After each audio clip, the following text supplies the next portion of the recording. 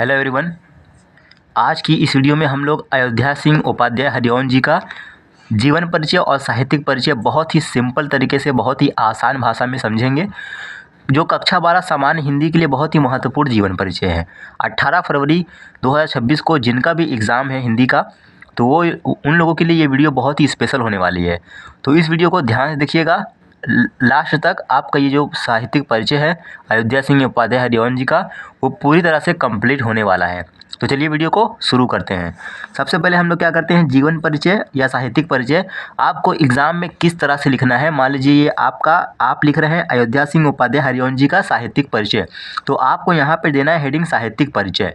ठीक है, जीवन परिचय या साहित्यिक परिचय में से कोई एक साहित्यिक परिचय आपको लिखना है, क्योंकि आपके बोर्ड एग्जाम में साहित्यिक परिचय पूछता है, तो आपको हेडिंग में साहित्यिक परिचय ही लिखना है।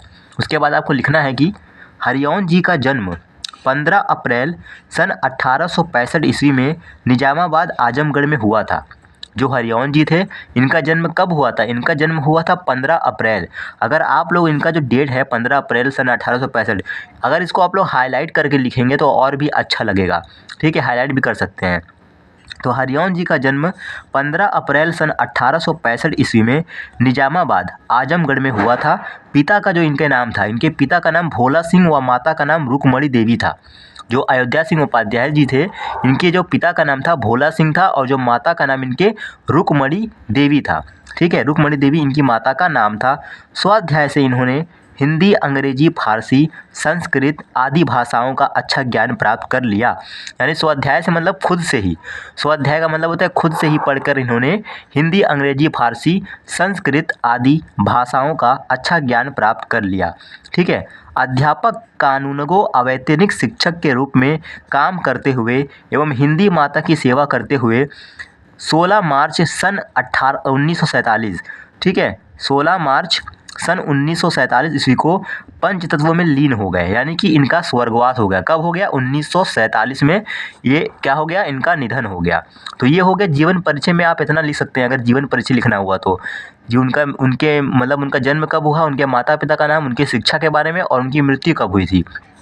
या साहित्यिक परिचय भी आप लिख के दे सकते हैं। उसके बाद हम लोग आगे बढ़ते हैं। द्विवेदी युग के, ठीक है, द्विवेदी युग के प्रमुख कवि हरिवंश जी ने गद्य और पद्य दोनों ही क्षेत्रों में हिंदी माता की सेवा की।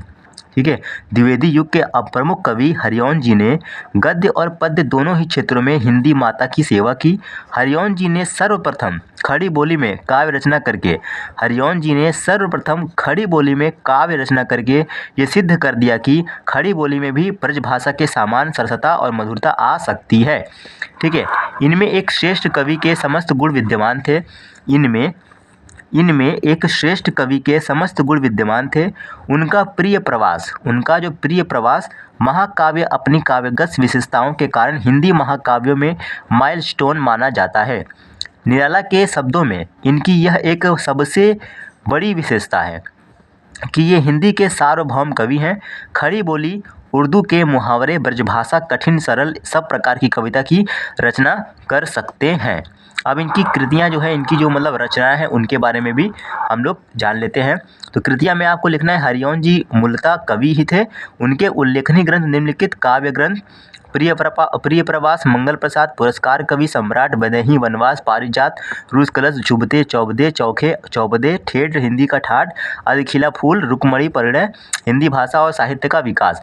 तो आपको क्या करना है कि अयोध्या सिंह उपाध्याय हरिवंश जी का देना है हेडिंग। उसके बाद आपको साहित्यिक परिचय लिखना है। उसके बाद कम से कम 80 शब्दों में आपको साहित्यिक परिचय लिखना है और रचनाएं लिखना है। तब जाके आपको 5 नंबर पूरे मिलेंगे। अगर आप लोग कम से कम 80 शब्द में लिख के आते हैं, 80 शब्द से कम नहीं लिखना है, कम से कम 80 शब्द या 90 शब्द में लिखना है और रचना एकदम साफ राइटिंग में लिखना है, रचनाएं के साथ आपको लिखना है, तो आपको 5 नंबर पूरे मिल जाएंगे। तो इस वीडियो में हम लोगों ने अयोध्या सिंह उपाध्याय हरिवंश जी का साहित्यिक परिचय अच्छे से पढ़ लिया है। वीडियो अच्छी लगे तो वीडियो को लाइक करें और चैनल को सब्सक्राइब करें।